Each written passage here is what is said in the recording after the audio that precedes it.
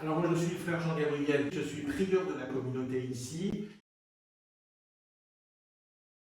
Oui, alors c'est un livre qui est né d'un désir de mieux faire comprendre l'intention qui a présidé à la réalisation de ce film, car contrairement qui a suscité beaucoup de polémiques à l'époque, et c'est pour ça qu'on ne comprenait pas trop, et notamment dans l'Église, et on a désiré, donc avec le frère Philippe, répondre à ces polémiques en analysant ce film du point de vue cinématographique, théologique et spirituel et mystique. Et puis aussi avec d'autres apports de témoins, que ce soit du monde ecclésial. Voilà, enfin, c'est un collectif, mais qui a été quand même dirigé par le frère Philippe et moi-même.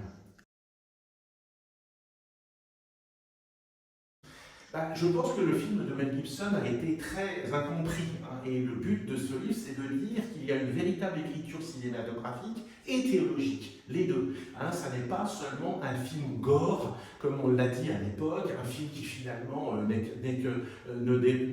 désire n'a qu'un intérêt commercial. Pas du tout. Ce film a été véritablement pensé et écrit par l'auteur, Mel Gibson. On peut ne pas aimer le style cinématographique de ce film, il y a une véritable écriture. Et c'est ce qu'on défend dans ce livre. Il y a une véritable analyse, une véritable écriture cinématographique qui nous entraîne à un regard donc théologique. C'est pour cela que nous avons appelé ce livre « Regard sur la passion du Christ ». Parce que dans ce film-là, il y a une énorme importance du regard. D'ailleurs, l'un des personnages principaux du film, c'est le témoin oculaire, à savoir Saint Jean, qui est témoin oculaire du Christ et de la Passion, qui sans cesse nous porte notre regard, nous demande de porter notre regard vers ce Christ qui souffre pour nous et pour nous délivrer du péché, pour nous sauver.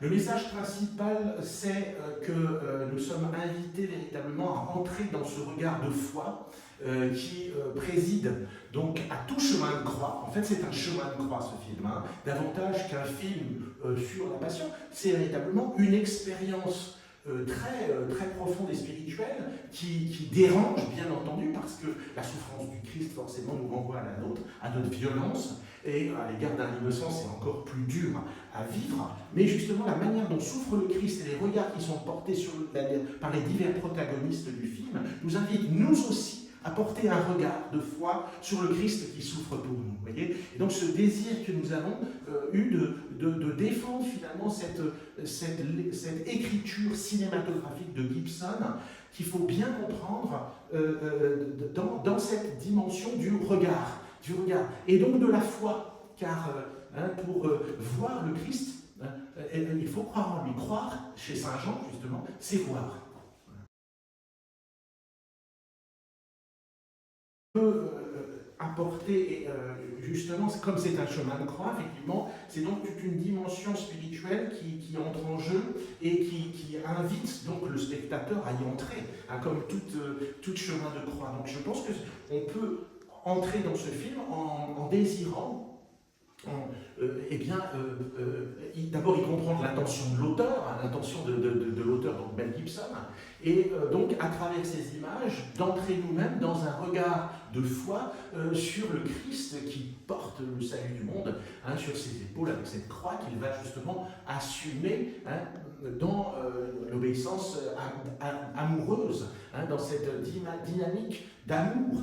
C'est pas la souffrance qui sauve, c'est l'amour du Christ qui s'offre à l'occasion de la souffrance que nous lui infligeons, que les hommes, et la violence que les hommes lui infligent. Ça c'est très important de comprendre. Donc c'est un film qui rejoint finalement toutes nos grandes interrogations, même sur Dieu et sur notre existence, sur l'origine du mal, le scandale du mal et comment est-ce qu'on peut véritablement en guérir, en être délivré. Je pense que c'est tout le mystère de la rédemption dont nous parle aussi le film de Mel Gibson, qui est quand même le thème majeur quand même du film, mais qui invite davantage à comprendre et à entrer dans le regard miséricordieux du Seigneur sur nous, parce que c'est très très beau de voir qu'il y a aussi des parallèles entre la passion que vit le Christ et aussi toute son histoire, aussi des étapes des évangiles, hein. Ce qui est très beau, par exemple, je pense que c'est une forme de lecture du film extraordinaire, lorsque le Christ est dépouillé de ses vêtements, vous avez un parallèle, un montage parallèle qui vous montre le Christ qui va célébrer la Pâque et le pain qui est apporté dans un linge. Voyez, et le linge qui avait été déplié pour que le pain de l'offrande eucharistique, de la première Eucharistie, donc, soit effectué. Voyez, donc ça, c'est ce genre de choses qui nous incite à comprendre que le film de Gibson a été véritablement écrit, et écrit dans un regard qui est un regard mystique, théologique et mystique. Ce qui est important, c'est la passion du Christ, hein. Ça c'est clair. Mais je ne sais pas si ce film va me permettre. Moi j'ai encore quand même le souvenir à l'époque, quand on est allé le voir, du grand silence qui régnait à la fin du film. Hein, les gens ne se levaient pas tout de suite, c'était vraiment un silence. Et je n'avais jamais vu ça au cinéma, parce qu'en général, quand le film est terminé, on se lève. Et là, il y a un grand silence, personne n'osait parler. Donc, il y a véritablement quelque chose qui peut se vivre, hein, avec ce film. Hein. Et modestement, notre livre aurait contribué à mieux faire entrer, finalement, celui qui a vu le film dans le regard qu'il porte sur lui, hein, qu'il porte sur ce film, dans une forme d'analyse, de compréhension, voilà, de meilleure compréhension d'un film qui, je le répète encore une fois, a suscité beaucoup de contestations et de polémiques, jusqu'à vouloir l'interdire en France. Donc c'est quand même assez important, mais toujours est-il que le film qui a été un énorme, immense succès mondial, pourquoi a-t-il été un immense succès mondial? C'est qu'il y a quand même quelque chose qui est plus fort que le film lui-même, vous voyez. Et je crois que cette force, c'est la force de l'amour miséricordieux du Christ, hein, et donc dont parle Mel Gibson, hein, parce que la manière dont il filme la passion, eh bien, nous invite à comprendre que le Christ à aucun moment ne répond à la violence par la violence. Justement, il répond par la douceur de son pardon, de sa miséricorde, c'est ça qui est absolument bouleversant dans le film. En une seule phrase, je dirais, alors je vais vous citer, ah ouais, très bien, d'accord, je vais vous citer Saint Bernard, Ubi oculus, ibi amor. Là où est le regard, là est l'amour. Regard sur la passion du Christ.